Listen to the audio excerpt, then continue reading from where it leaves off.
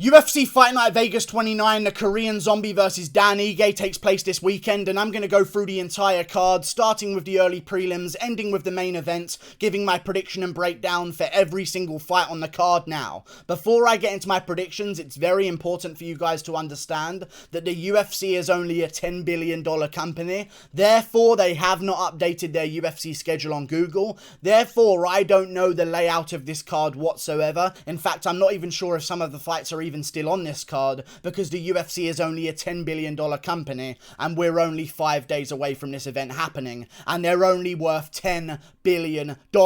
How could we expect them to update their Google UFC schedule? So I'm going to guess the prelim layout, and I'm going to guess the whole card layout as well, and hopefully some of the fights that are listed here are actually on the card, because who knows. I'm going to start with the early prelim opener of Joaquim Silva versus Rick Glenn. I'm going to go with Rick Glenn here against Joaquim Silva. Got good stand-up. Both guys have got good stand-up. I see this being a stand-up scrap between the pair of them. Both guys have had a very long layoff. I see this as a 50-50 fight, a little bit of a coin flip, and Rick Glenn is the underdog. I'm going to try and find the reasons as to why he's an underdog and disprove them here. I like the scrap. 50-50, I'm going to go with Rick Glenn. He's the bigger man, even though he was a featherweight, which I think is one of the reasons why he's an underdog here. He's had a longer layoff out of the two of them. However, he's coming off a split decision loss to Kevin Aguilar, and Joaquim Silva's coming off a bad KO loss, out cold, to Nasrat Haqparast. So I think he's coming off the better loss, I would argue. The featherweight division is always better skill-wise than the lightweight division. I think the featherweight division might be the best technical skill division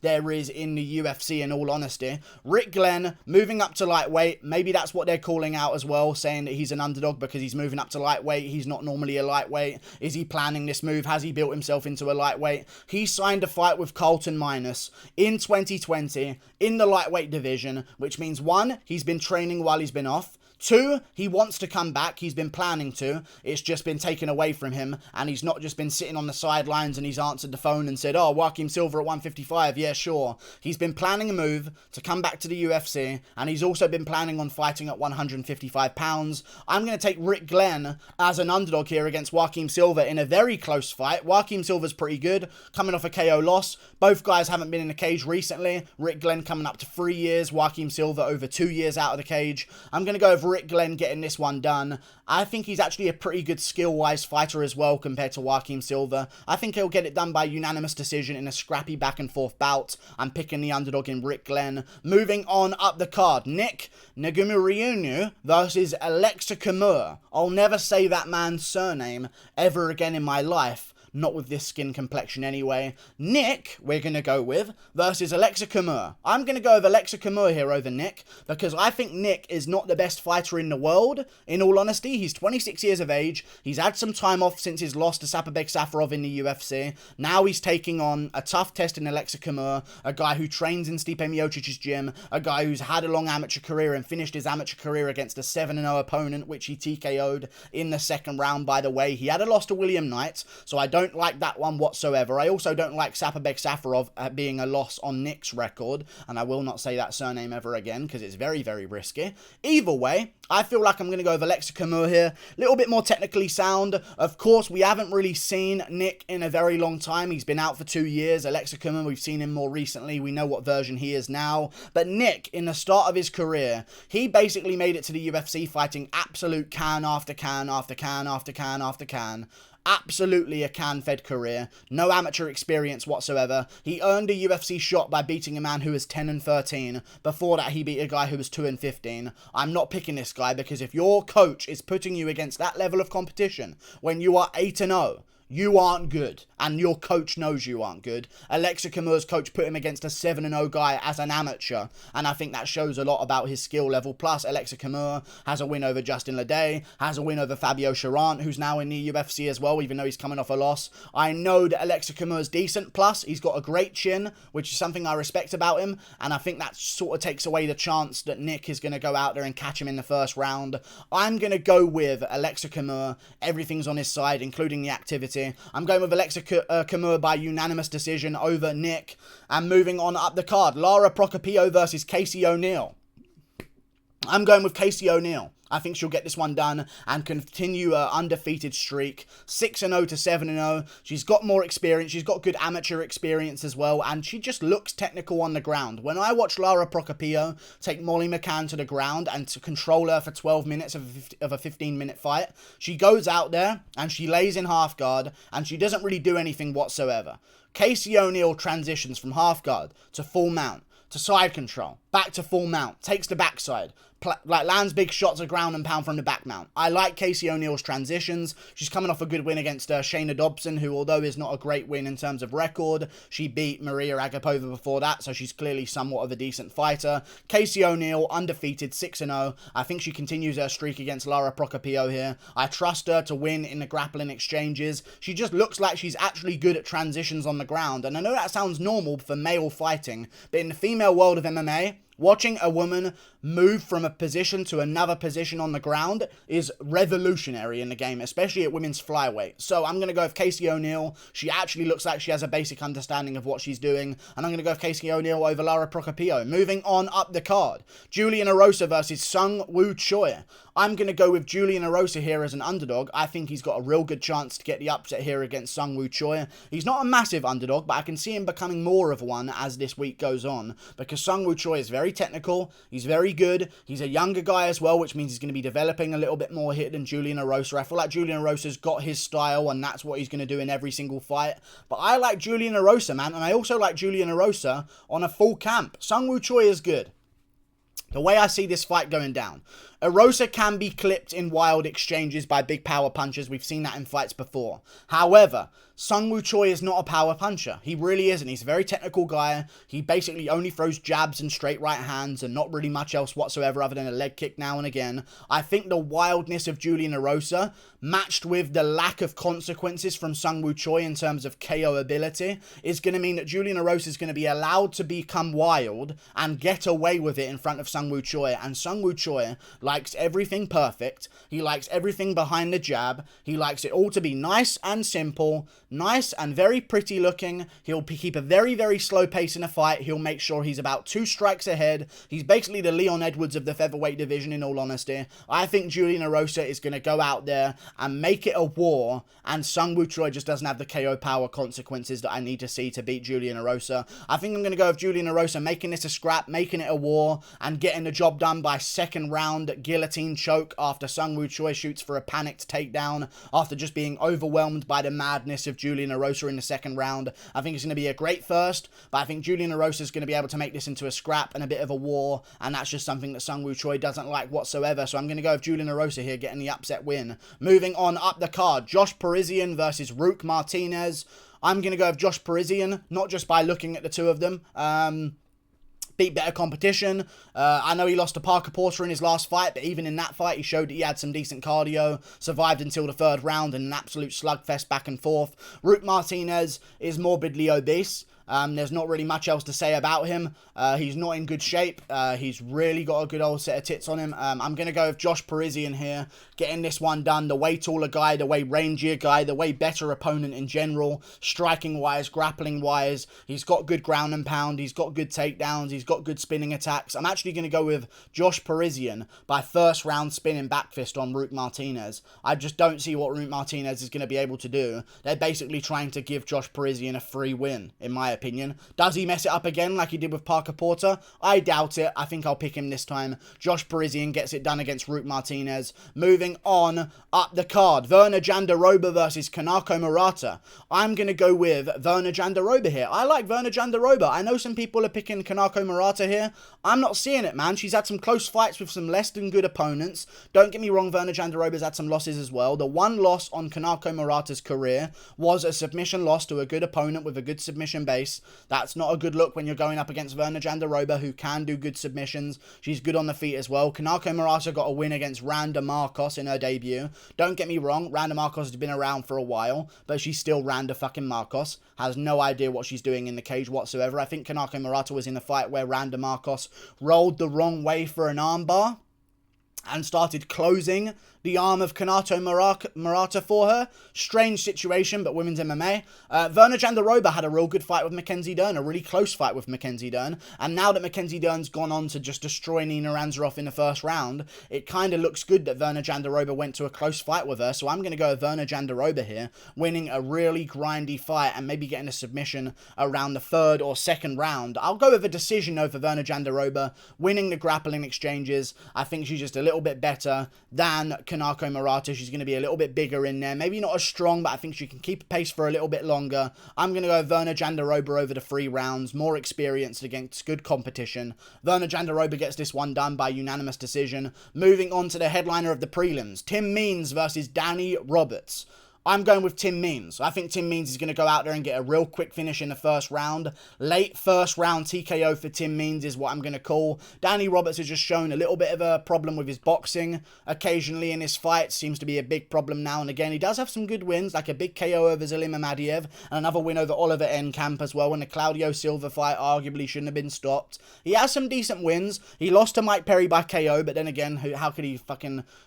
He had to succumb to the Nigerian power of Mike Perry, so it's not really a big problem there. But Danny Roberts has had some KO losses in his career. Mikel Pereira, of course, flying knee KO'd him as well. I think just those KO losses and just how chinny he is in general when he does get hit is going to be a problem against Tim Means. Tim Means has got real slick boxing. He was rocking all Nico Price all over the place in their fight when they happened before he got KO'd. I think Tim Means is going to go out there, land some really crisp boxing combinations on Danny Roberts, and I think this is going to be a boxing match.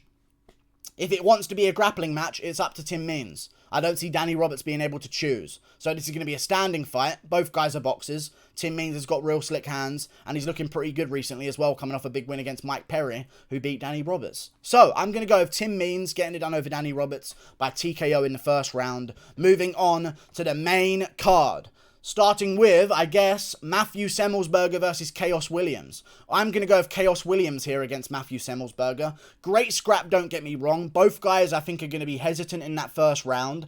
And I think overall, we've seen more from Khaos Williams outside of one-punch KO power than we have from Matthew Semelsberger. Matthew Semelsberger made it a little bit close with Carlton Minus. Carlton Minus is absolute fucking garbage and does not belong in the UFC whatsoever. Khaos Williams, I think, has KO'd better opponents.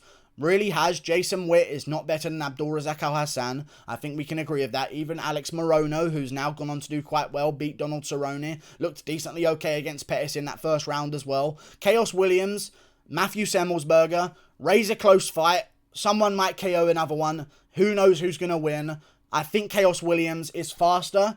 I know he's younger. I know he's got a 2-inch reach advantage, which is going to be beneficial. I know he's got a good leg kick, which he can work on. And I know he's just been exposed for having bad fundamentals. So, he can evolve now and come back and be better than he was, because he's just had a bit of a wake-up call against Mikel Pereira. And even that Mikel Pereira fight was very close. When you look at what Zalima Madiev was doing against Mikel Pereira, just basically getting destroyed and toyed with the entire time, Khaos Williams made it close. Won the first round, lost the last 2. Oh well. Basically based on situations, honestly. I mean, if Mikel Pereira didn't get that rear naked choke at the end of the second, I reckon they might have gone with Khaos Williams in the second round for that round. So, who knows if that one could have won another way. I'm going to go with Khaos Williams. More experience, even an amateur as well. Longer reach, more power, a little bit faster, a little bit bigger. I'm going to go with Khaos Williams getting this one done over Matthew Semelsberger. Great scrap. I see it happening by decision. I think both are going to be very patient and it's going to be a boring fight. I know what you mean. What are you talking about? They're both KO artists. I think both of them being KO artists is going to make them sit on the outside and leg kick each other. And I think Khaos Williams wins that battle. Moving on to another fight on the main card, which is Wellington Turman versus Bruno Silva. I'm going with Bruno Silva here over Wellington Turman. Bruno Silva hasn't been around for a while. Hasn't been in the cage for a very long time. I think about 3 years or 2.5 years. Signed a fight with Deron Win in the middle of 2019. That one got stopped. Didn't happen. Now he's looking to come back against Wellington Turman. He's actually really good and he has some good wins over at M1. And he wins against Alexander Shlemenko, Artem Frolov, which sounds like Artem Lobov, which is almost a war crime. You can't name your kid after Artem Lobov. But they've tried to find their way around it by calling him Artem Frolov. We know what you're going for. You're trying to name him after the GOAT. Not going to work work, because even still, Bruno Silva finished him in the 4th round by TKO, which is great experience to have before you get into the UFC, going 4 rounds and finishing a guy in the 4th and having that cardio to do so against an undefeated 11-0 contender in Artem Frolov over at M1. He beat Alexander Shlemenko, he beat Kovalev, he beat Masato. These are all good opponents with decent records. He's even beaten good opponents with decent records before that as well. Then you compare him to Wellington Turman.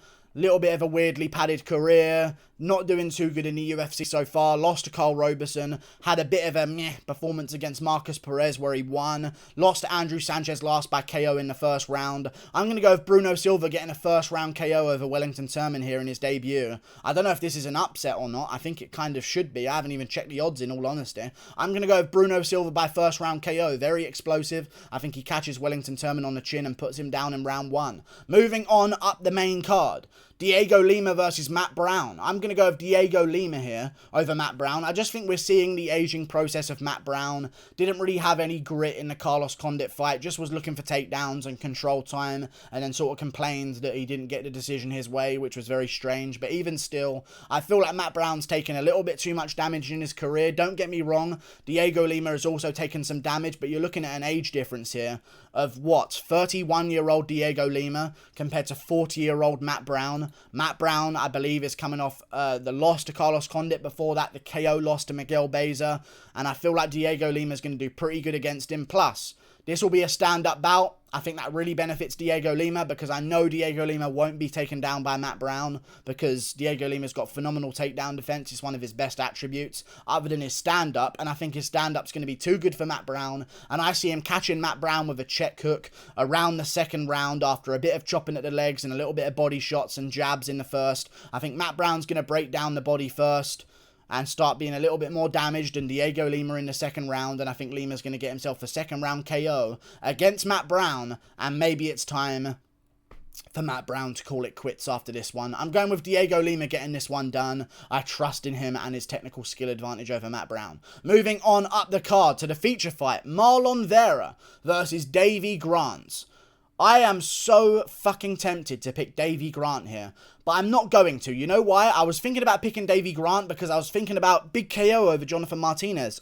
Big KO over other guy that's Hawaiian, that isn't called Kai Kamaka, that's called something else that isn't Kai Kamaka, and it's another Hawaiian name. And it's a name that's very strange, but it's not Kai Kamaka. It's Martin Day. It's Martin Day.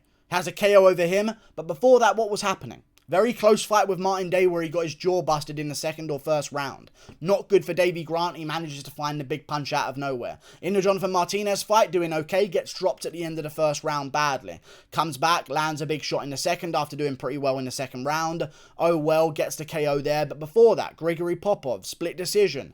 Not a good look right there. So other than these KOs that he's getting, the consistency of his performances aren't the same as Marlon Vera. Even if Marlon Vera doesn't get a KO in the 3rd round against Aldo, he still made 2 rounds look close against Aldo. And may have won one of them, by the way, which actually he did on all 3 judges' scorecards. So, I'm going to go with Marlon Vera. I think he's improved massively. The one area that Davey Grant took over in their last fight was the ground game. I think that's something that Marlon Vera has definitely improved massively. His submission ability has gone through the roof.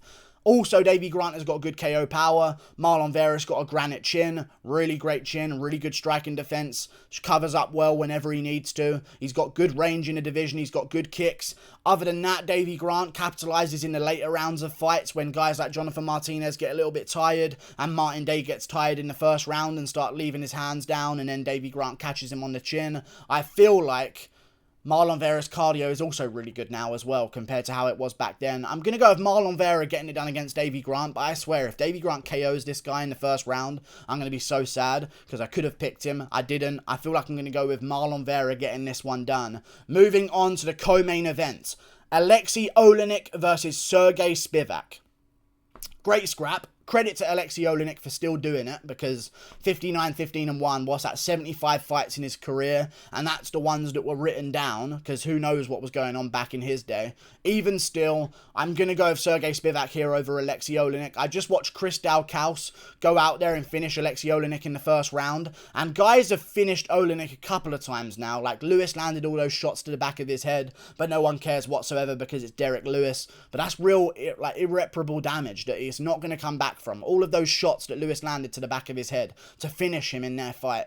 Brutal. Then he gets KO'd by Khaos and takes a beat in there as well. I think Sergey Spivak's going to be able to win this one, and I think he's going to win it by third or second round TKO as the fight goes on. I think Oleinik's going to try and take him down and fail. One reason being is because Khaos, his problem was his grappling. He'd been submitted twice in his career before, and if it went to the ground, usually he was in a little bit of trouble there. Khaos, whose problem was grappling, was able to stuff a takedown by Aleksei Oleinik, separate himself, and get the KO blows that he needed. Sergey Spivak's advantage is grappling. That's his good thing. His grappling is his good thing. And Khaos, whose grappling was his problem, was able to stop himself from being taken down by Oleinik at this point in Oleinik's career. I think Sergey Spivak, a little bit too good on the feet as well. Way more technical than he used to be in his career. His 1-2's looking real nice. He's got a nice little solid jab. Plus, he's not 6'2" like they're saying he is. He's actually bigger than Ngannou. If you want to go check some pictures on his Instagram, you can be proven of that. He's a massive guy. No way is he 6'2". He's around the same size as Ngannou, maybe if not a little bit bigger. Way bigger guy, 20 pounds advantage as well. I think I'm going to go with Sergey Spivak getting this one done.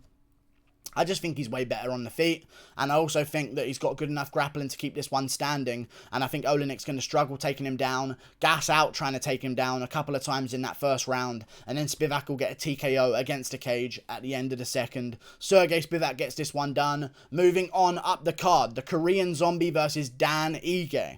I'm going with Dan Ige here. I like the Korean Zombie. Big fan. Was not impressed by the Brian Ortega performance. That looked like he was kind of missing a step, in all honesty. It didn't look like just Brian Ortega schooling him in that fight. It looked like the Korean Zombie was starting to slow down a little bit after that KO loss to Yair Rodriguez. I know he bounced back and had some good wins, and he has that win over Frankie Edgar, which is very good. Edgar, where is he now? Bantamweight, sliding down the top 10. You know what I'm saying? A little bit of a problemo. Didn't even win against Pedro Munoz. That was a robbery. The Korean Zombie, though, good fighter. Technically good against shorter opponents, which is good for him here against Dan Ige. Even though they are listed at the same height, they are not the same height whatsoever. The Korean Zombie is going to be about 2 inches taller than him. And also Dan Ige's got only an inch shorter in reach. I like Dan Ige here, man. I think he can find his way on the inside. He just grew a little bit of gyno and just one-punch KO'd Gavin Tucker. I know I'm not going to just point always to roids, but look, Adesanya's doing pretty good. Ige just gained a little bit of a puffy nipple, and he all of a sudden KOs Gavin Tucker with one punch. Haven't seen that before in Dan Ige's career. Now we're seeing it. I feel like that's going to be something that he does well with. Dan Ige gets this one done by decision. I think his power is going to make the Korean Zombie second guess himself. And I like Dan Ige's movement as well. He moves around a lot, uses good footwork, goes side to side, circles around the cage. I like that against the Korean Zombie. I think Dan Ige is going to outwork him in a 5-rounder, land a lot of shots to the body, start working it upstairs afterwards. I don't see any grappling taking place here whatsoever between the pair of them. It's going to be a stand-up fight, and I think Dan Ige gets this one done by unanimous decision. I'll say 4 rounds to 1. Dan Ige. He's been 5 rounds before, which is something that we can see that's good, because usually guys that go up against, like, when they're taking on the top 5 opponent, they haven't been 5 rounds before. Dan Ige, a younger guy, 29 years of age, hasn't taken the same damage as the Korean Zombie. He has been 5 rounds before against Calvin Kattar, which was good, and he actually could have won 2 of those rounds. Really good performance by Dan Ige there. I think the Korean Zombie's done, man. And that really hurts me to say it, but I think Dan Ige's going to go out there, land some big shots early, make the Korean Zombie a little bit more timid, and then start working his body, working his legs, working the head as the fight goes on, winning a 4-1 unanimous decision against the Korean Zombie. Dan Ige gets this one done. I like his style. I don't see it grappling whatsoever. Dan Ige gets it done, man. He's very, very good. And also the Edson Barboza fight. People shit on him for that and say he shouldn't have won. Look at everyone else who's been fighting Edson Barboza. They're getting destroyed. Burgos gets finished and gets beaten up in the first round of that fight. It started to look a little bit close. Barboza gets the finish over Shane Burgos. Barboza gets an easy win over Makwan Amirkhani. Barboza's doing pretty good at featherweight right now. Dan Ige, although losing, made it razor close, survived the distance against Edson Barboza, won a round in round 3 against Edson Barboza, made round 2 extremely close against Edson Barboza. I like Dan Ige here. He's got a solid chin, he's got solid cardio, and he's got a little bit of a puffy nipple as well, out of nowhere. So, as we know in the UFC, if you get a little bit of gyno, things start changing, and he one-punch KO'd Gavin Tucker immediately afterwards. I'm going to go with Dan Ige here, getting this one done by unanimous decision. Like and subscribe. Thank you for watching. Click that button up there. Toodle pip. I'll see you later.